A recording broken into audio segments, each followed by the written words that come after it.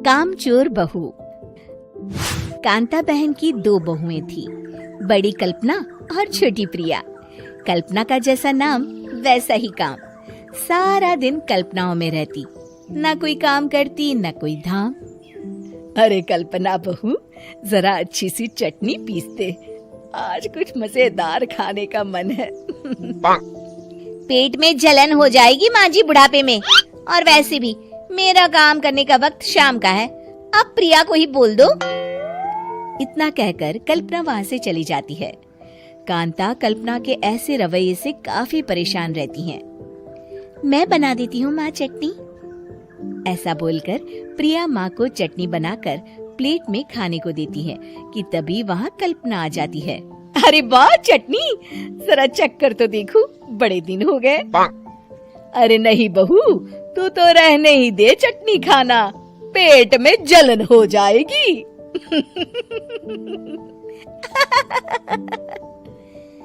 इतना कहकर कांता और प्रिया दोनों हंसने लगते हैं। कल्पना सारा दिन या तो मोबाइल में YouTube देखती या फिर सोती रहती। उसका कमरा भी बिखरा और गंदा रहता। एक दिन कल्पना का पति अशोक उससे कहता है, अरे कल्पना, जानवर भी उस जगह को साफ कर लेता है जहाँ वो बैठता है, तुम तो इंसान हो, कैसे इतने गंदे कमरे में रह लेती हो? देखो सारा सामान यहाँ वहाँ बिखरा पड़ा है। ज्यादा अपनी माँ का बोल ना बोलो। हाँ, कमरा तुम्हारा भी तो है, गंदा लग रहा है तो साफ कर लो। पता नहीं तुम्हारे साथ मैं कैसे जिंदगी बिताऊंगा। इतना कहकर अशोक वहाँ से चला जाता है। कल्पना बस खाना खाने कमरे से बाहर आती और फिर से कमरे में चली जाती। इससे कांता बहन काफी परेशान रहती। एक दिन प्रिया कांता से कहती है, माँ, मैं सारा दिन काम करके थक जाती हूँ, आप कल्पना दीदी से कहिए ना कि सुबह और शाम का काम बांट ले। मैं तो अब सिर्फ एक वक्त का ही काम करूँगी। हाँ। अरे तू वो भी ना करना, एक बहू तो कामचोर थी ही, दूसरी भी आ गई काम ना करने के बहाने लेकर। तभी वहाँ प्रिया का पति रमेश आ जाता है।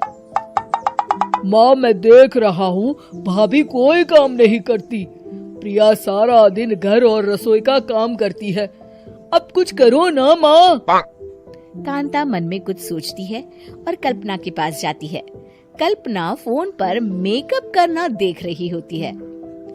कल्पना, तुम सारा दिन बस मोबाइल देखती हो, घर का कोई काम भी कर लिया करो। प्रिया सारा दिन काम करके थक जाती है। आज से मैंने फैसला किया है, एक वक्त का काम तुम करोगी, सुबह का खाना तुम बनाओगी और रात का प्रिया। आप लोगों ने काम को हवा बना रखा है। अरे पता नहीं थोड़ा सा ज्यादा काम करने में आप लोग घबरा क्यों जाते हैं। और हाँ, बहुत ज्यादा प्रिया की तारीफ मत करिए मेरे सामने, बड़ी बहू तो मैं ही रहूंगी। मैं कुछ नहीं जानती, कल सुबह मुझे वक्त से खाना चाहिए, रसोई में आ जाना, वरना कल से तुझे खाना नहीं मिलेगा। अगली सुबह कल्पना रसोई में नहीं आती है। वो देर से सोकर उठती है और बाहर आकर कहती है, अरे भूख लगी है, आज खाने में क्या है? इतनी देर हो गई, आज किसी ने मुझे उठाया भी नहीं, पता नहीं कहाँ है सब।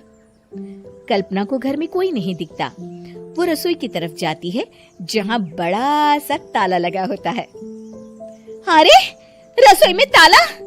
ओ, मैं तो भूल ही गई थी। माँ ने आज से सुबह का खाना मुझे बनाने को कहा था। हे भगवान, इतने लोगों का खाना बनाना क्या आसान है? तभी घर के सारे सदस्य बाहर से वापस आते हैं। वाह माँ जी, मजा आ गया छोले भटूरे खाकर। मेरे मुंह में तो अभी भी स्वाद आ रहा है। अरे कल्पना, तेरे भरोसे रहते तो हम तो भूखे ही रह जाते। कल्पना को बहुत गुस्सा आ जाता है। अब बहुत हो गया, आज से मैं अपनी रसोई अलग कर रही हूँ, मैं अपना खाना खुद बना लिया करूँगी। कल्पना अपनी रसोई अलग कर लेती है, पर आए दिन उसका देर से उठना और काम न करने की आदत से वो भूखी ही रह जाती थी।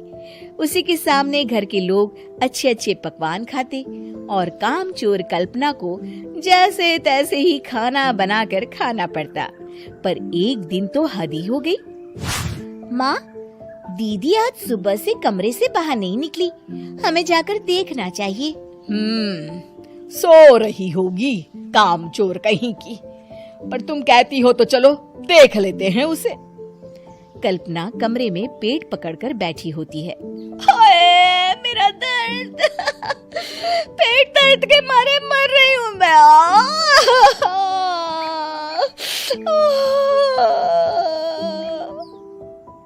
अरे दीदी, क्या हुआ? पेट में दर्द क्यों हो रहा है? डॉक्टर को दिखाया आपने? माँ। कल्पना खड़ी होती है और माँ जी के पास आती है। मुझे माफ कर दीजिए, अब से मैं सारे काम में मदद करूंगी, कभी आलस और काम चोरी नहीं करूंगी। हाँ वो तो ठीक है, लेकिन अचानक क्या हो गया जो तू काम करने को तैयार हो गई? कामचोर कल्पना। माँ, लगातार बासी और उल्टा पुल्टा खाना खाने के कारण मेरे पेट में इन्फेक्शन हो गया है। काम न करना पड़े इसलिए मैं 2 दिन का खाना एक दिन ही बना लेती थी। बासी और खराब खाना खाने के कारण लेने के देने पड़ गए। पेट में दर्द हो रहा है। चलो अच्छा हुआ, देर आए दुरुस्त आए।